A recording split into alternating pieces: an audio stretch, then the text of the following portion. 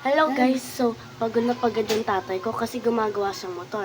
Tapos, bibisitin namin siya. Tingnan nyo paano mabusit yung tatay ko. Ayun kasi siya. Oh. So, bibisitin namin siya yung tatay mo kalbo, no? Galingan mo na. Yes. Let's go.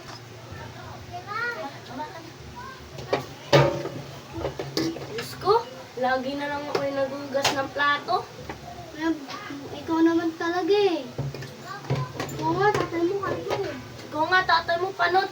Ikaw nga, tatay mo mukhang dragon eh. Ikaw nga, tatay mo mataba eh. Tatay mo nga mukhang kalbo. Ha?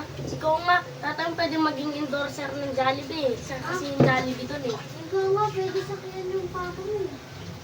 Ikaw nga, parang kabayo tatay mo eh, pero di mabilis tumakbo. Eh, tatay mo nga, kapre. Tatay mo nga ang pangit.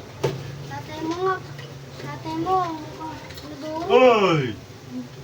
Magkapatid kayo, ano pinagsasabi nyo? Mukhang kabayo.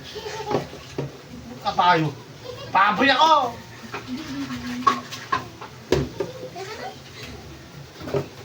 Wala ba siya? Diba? Sabi ko sa inyo eh. Ang sarap.